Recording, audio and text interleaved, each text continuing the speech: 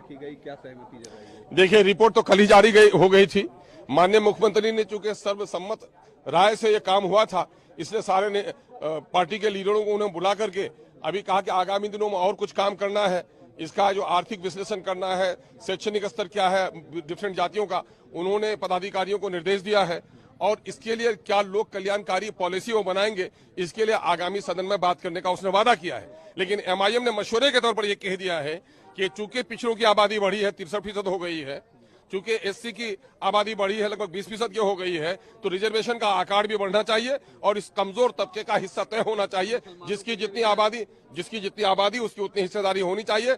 और जहां तक माइनॉरिटीज के पिछड़ेपन की बात है, तो माइनॉरिटी के पिछड़ेपन में होता यह है कि माइनॉरिटी को ओबीसी में शामिल किया गया है, उसके कुछ समूह को, लेकिन उसको पूरा हिस्सा नहीं मिल पाता है।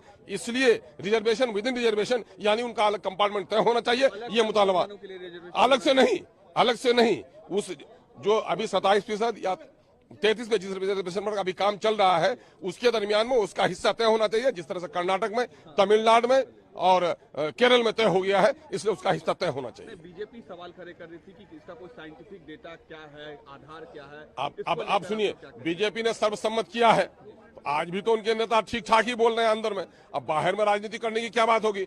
मैं कह रहा हूं देश के हित में है। लोगों ने गर्दनें इसलिए कटाई थी कि इस देश के अगड़े पिछड़े दलित सब लोगों को देश की संपत्ति में और अवसर सबको समान मिले, और समान अवसर मिलाने के लिए जरूरी है कि जातियों की गणना हो, उनकी आर्थिक सामाजिक विश्लेषण हो और उनका रिजर्वेशन दिया जाए। आर्थिक डेटा जल्द जारी किया जाए, इसकी डिमांड भी आप लोग करेंगे? बिल्कुल डिमांड नहीं, उन्होंने मुख्यमंत्री ने खुद ही आदेश दिया है पदाधिकारियों को कि आप उसका आर्थिक, उसका सामाजिक और उसका शैक्षणिक विश्लेषण कर लीजिए, और उसके बाद ताकि आगे सदन में पॉलिसी बनाने में आसानी हो, उन्होंने खुद कहा है। तो